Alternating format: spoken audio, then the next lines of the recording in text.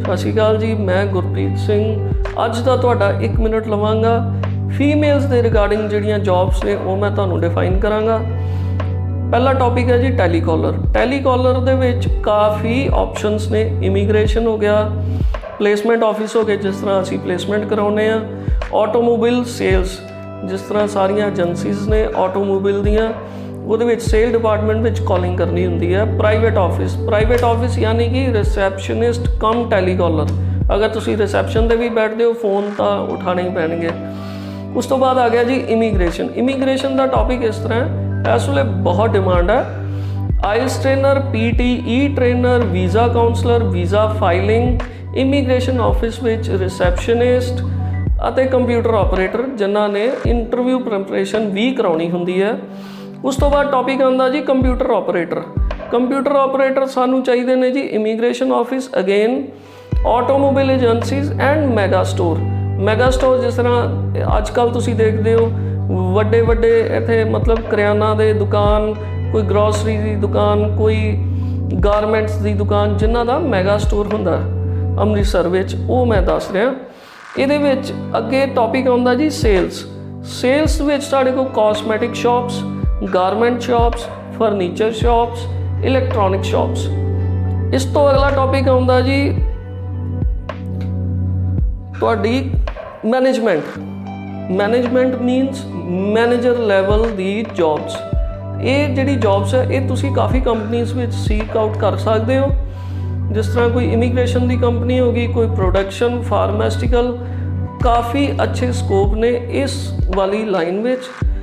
ਇੱਕ ਗੱਲ ਮੈਂ ਤੁਹਾਨੂੰ ਹੁਣ ਕਲੀਅਰ ਕੀਤੀ ਹੈ ਜੀ 1 ਮਿੰਟ ਵਿੱਚ ਕਿ ਸਾਡੇ ਕੋਲ ਫੀਮੇਲ ਦੇ ਰਿਗਾਰਡਿੰਗ ਕਿਹੜੀਆਂ ਜੌਬਸ ਨੇ।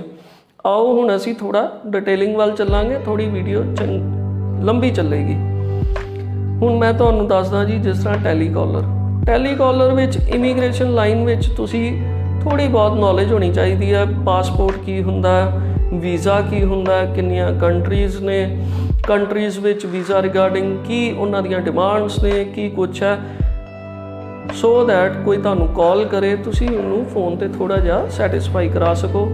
ਪਲੇਸਮੈਂਟ ਆਫਿਸ ਜਿੱਦਾਂ ਅਸੀਂ ਪਲੇਸਮੈਂਟ ਕਰਾਉਂਦੇ ਹਾਂ, ਕਸਟਮਰ ਦੀ ਨੀਡ ਸੁਣਨੀ ਹੈ, ਕਸਟਮਰ ਨੂੰ ਰਿਸਪੌਂਸ ਦੇਣਾ, ਪੋਜ਼ੀਟਿਵ ਹੋਣਾ ਚਾਹੀਦਾ। ਆਟੋਮੋਬਾਈਲ ਸੇਲਸ, ਇਹਦੇ ਵਿੱਚ ਮੈਂ ਤੁਹਾਨੂੰ ਥੋੜ੍ਹਾ ਜਿਹਾ ਦੱਸ ਦਵਾਂ ਕਿ ਜਿਸ ਤਰ੍ਹਾਂ ਸੇਲਸ ਦੇ ਵਿੱਚ ਤੁਸੀਂ ਕਿਸੇ ਵੀ ਡਿਪਾਰਟਮੈਂਟ 'ਚ ਜਾਂਦੇ ਹੋ, ਸਪੈਸ਼ਲੀ ਇਨ ਆਟੋਮੋਬਾਈਲ, ਤੁਸੀਂ ਬਹੁਤ ਹੀ ਕੌਨਫੀਡੈਂਟ, ਪ੍ਰੈਜ਼ੈਂਟੇਬਲ, ਤੁਹਾਡੀ ਆਵਾਜ਼, ਤੁਹਾਡੀ ਗੱਲਬਾਤ ਬਹੁਤ ਹੀ ਪੋਲਾਈਟ ਹੋਣੀ ਚਾਹੀਦੀ ਹੈ। Because you are a service provider, you have to be polite and gentle.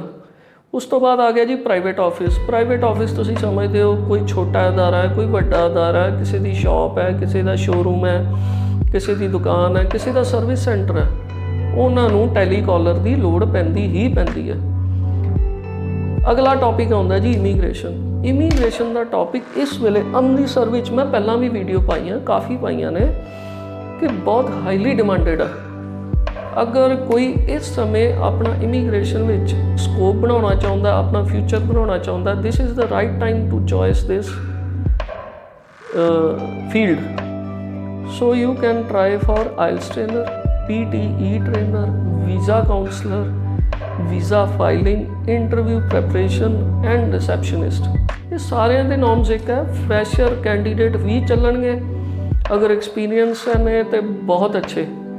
ਲੇਕਿਨ ਇਹਦੇ ਵਿੱਚ ਇੱਕ ਗੱਲ ਦਾ ਹਮੇਸ਼ਾ ਧਿਆਨ ਰੱਖਣਾ ਕਿ ਥੋੜ੍ਹਾ ਜਿਹਾ ਤੁਹਾਨੂੰ ਮਤਲਬ ਰਿਫਾਈਨ ਹੋਣ ਦੀ ਲੋੜ ਹੈ। ਬਿਲਕੁਲ ਵੀ ਰॉ ਕੈਂਡੀਡੇਟ ਨਹੀਂ ਚੱਲੇਗਾ, ਰਿਫਾਈਨਡ ਹੋਣਾ ਚਾਹੀਦਾ। ਗੱਲਬਾਤ ਦਾ ਤਰੀਕਾ ਬਹੁਤ ਵਧੀਆ ਹੋਣਾ ਚਾਹੀਦਾ। ਇੰਗਲਿਸ਼ ਦਾ ਫਲੋ ਥੋੜ੍ਹਾ ਜਿਹਾ ਅੱਛਾ ਹੋਣਾ ਚਾਹੀਦਾ ਕਿਉਂਕਿ ਅੱਜ ਕੱਲ੍ਹ ਸਾਰੀ documentation and each and everything is in English. ਅੱਗੇ ਆ ਗਿਆ ਜੀ ਕੰਪਿਊਟਰ ਆਪਰੇਟਰ। ਮੈਗਾ ਸਟੋਰ ਮੈਂ ਤੁਹਾਨੂੰ ਹੁਣੇ ਦੱਸਿਆ ਸੀ, ਉਹ ਇਸ ਤਰ੍ਹਾਂ ਜਿਸ ਤਰ੍ਹਾਂ ਵੱਡੇ ਕੋਈ ਸ਼ੋਰੂਮ ਹੁੰਦੇ ਨੇ, ਕਈ ਕੰਪਨੀਜ਼ ਵਿੱਚ ਸ਼ੋਰੂਮ ਹੁੰਦੇ ਨੇ, ਜਾਂ ਗਾਰਮੈਂਟ ਦੇ ਸ਼ੋਰੂਮ ਲਗਾ ਲਓ, ਫਰਨੀਚਰ ਦੇ ਸ਼ੋਰੂਮ, ਗਰੋਸਰੀ ਦੇ ਸ਼ੋਰੂਮ, ਜਾਂ ਅੱਜ ਕੱਲ੍ਹ ਡੈਕੋਰੇਟਿਵ ਸ਼ੋਰੂਮਸ ਮਟੀਰੀਅਲ ਦੇ, ਇਸ ਤਰ੍ਹਾਂ ਦੇ ਸ਼ੋਰੂਮਸ ਵਿੱਚ ਕੰਪਿਊਟਰ ਆਪਰੇਟਰ ਦੀ ਲੋੜ ਪੈਂਦੀ ਹੈ। ਇੱਥੇ ਨਾ ਇੱਕ ਵਰਡ ਮੈਂ ਤੁਹਾਨੂੰ ਦੱਸਾਂ ਜਿਸ ਤਰ੍ਹਾਂ ਜਿਹਨੂੰ ਆਪਾਂ ਇਨਵੈਂਟਰੀ ਕਹਿੰਦੇ ਹਾਂ। ਇਨਵੈਂਟਰੀ ਪਹਿਲਾਂ ਇਨ ਬੁੱਕਸ ਹੁੰਦੀ ਸੀ ਪੇਪਰਸ 'ਤੇ ਕਿ ਕਿੰਨਾ ਸਮਾਨ ਸਾਡੇ ਕੋਲ ਅੰਦਰ ਹੈ, ਕਿੰਨਾ ਵਿਕ ਗਿਆ, ਕਿੰਨਾ ਪੈਂਡਿੰਗ ਹੈ। ਅੱਜ ਕੱਲ੍ਹ ਉਹ ਸਾਰਾ ਕੰਪਿਊਟਰ 'ਤੇ ਹੁੰਦਾ। ਉਹਦੇ ਵਿੱਚ ਇਹ ਨਵੀਂ ਡਿਮਾਂਡ ਆਈ ਹੈ ਕਿ ਇਨਵੈਂਟਰੀ ਵਾਸਤੇ ਕੋਈ ਲੜਕੀ ਚਾਹੀਦੀ ਹੈ ਜਿਹੜੀ ਸਟਾਕ ਮੇਨਟੇਨ ਕਰ ਸਕੇ। ਇਹ ਵਾਲੀ ਜੌਬ ਹਰ ਫੀਲਡ ਵਿੱਚ ਅਵੇਲੇਬਲ ਹੈ। ਆਟੋਮੋਬਾਈਲ 'ਚ ਅਵੇਲੇਬਲ ਹੈ, ਤੁਹਾਡੇ ਮੈਗਾ ਸਟੋਰਸ ਵਿੱਚ ਅਵੇਲੇਬਲ ਹੈ, ਆਟੋਮੋਬਾਈਲ ਏਜੰਸੀਜ਼ 'ਚ ਅਵੇਲੇਬਲ ਹੈ, ਕਾਫੀ ਅਵੇਲੇਬਲ ਹੈ। ਉਸ ਤੋਂ ਬਾਅਦ ਆ ਗਏ ਜੀ ਆਪਾਂ ਸੇਲਸ ਵਿੱਚ। ਸੇਲਸ ਜ਼ਿਆਦਾਤਰ ਲੜਕੀਆਂ ਨੂੰ ਹੀ ਪ੍ਰੈਫਰ ਕਰਦੇ ਨੇ ਕਿਉਂਕਿ ਪੋਲਾਈਟ ਹੈ, ਤੁਸੀਂ ਕਸਟਮਰ ਹੈਂਡਲਿੰਗ ਅੱਛੀ ਤਰ੍ਹਾਂ ਕਰਦੇ ਹੋ। ਕੰਪਲੇਂਟ ਵੀ ਸੇਲਸ ਵਿੱਚ ਨਾਰਮਲ ਜੀ ਗੱਲ ਹੈ, complaint is a part of business. ਕਿਸੇ ਵੀ ਬਿਜ਼ਨਸ ਵਿੱਚ ਕੰਪਲੇਂਟ ਨੂੰ ਤਾਂ ਹੈਂਡਲ ਕਰਨਾ ਹੀ ਪੈਂਦਾ। ਤੇ ਇਹਦੇ ਵਿੱਚ cosmetic, garment, furniture, electronic shop, ਇਹ ਸਾਰਿਆਂ ਵਿੱਚ ਸੇਲਸ ਦਾ ਕੰਮ ਰਹਿੰਦਾ ਹੀ ਰਹਿੰਦਾ। ਤੇ ਅੱਜ ਕੱਲ੍ਹ ਇਹ ਬਹੁਤ ਅੱਛੀ ਗੱਲ ਹੈ ਕਿ ਲੜਕੀਆਂ ਤੇ ਲੜਕਿਆਂ ਵਿੱਚ ਕੋਈ ਵੀ ਫਰਕ ਨਹੀਂ ਰਹਿ ਗਿਆ ਜੀ।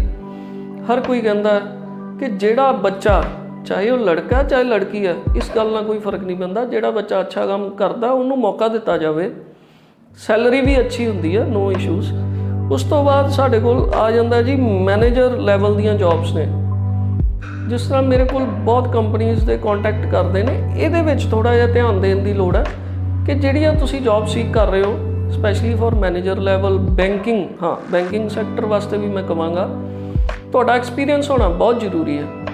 ਐਕਸਪੀਰੀਅੰਸ ਹੋਏਗਾ, ਤੁਸੀਂ ਪਿਛਲੇ 2-3 ਸਾਲ ਤੋਂ ਕੁਝ ਕੰਮ ਕੀਤਾ ਹੈ, ਉਹਦਾ ਐਕਸਪੀਰੀਅੰਸ ਦਾ ਮੇਨ ਮਤਲਬ ਇਹ ਨਹੀਂ ਹੁੰਦਾ ਕਿ ਤੁਸੀਂ ਕਮਰੇ 'ਚ ਬੰਦ ਕਰਕੇ ਬੈਠੇ ਹੋ, ਤੁਸੀਂ ਉਹਦੇ ਵਿੱਚ ਕੰਮ ਕਰਦੇ ਰਹੇ, 10 ਵਜੇ ਗਏ, ਸ਼ਾਮ ਨੂੰ 5 ਵਜੇ ਛੁੱਟੀ ਹੋ ਗਈ, ਤੁਸੀਂ ਘਰ ਆ ਗਏ ਜੀ ਐਕਸਪੀਰੀਅੰਸ ਹੋ ਗਿਆ। ਨੋ, ਐਕਸਪੀਰੀਅੰਸ ਮੀਨਸ ਤੁਸੀਂ ਪ੍ਰੋਬਲਮ ਹੈਂਡਲ ਕੀਤੀਆਂ ਨੇ, ਤੁਸੀਂ ਪ੍ਰੋਬਲਮ ਦੇ ਸੋਲੂਸ਼ਨਸ ਕੱਢੇ ਨੇ, ਤੁਸੀਂ ਪਬਲਿਕ ਡੀਲਿੰਗ ਕੀਤੀ ਹੈ, ਪਬਲਿਕ ਸੈਟਿਸਫੈਕਸ਼ਨ ਤੁਹਾਨੂੰ ਆਉਂਦੀ ਹੈ।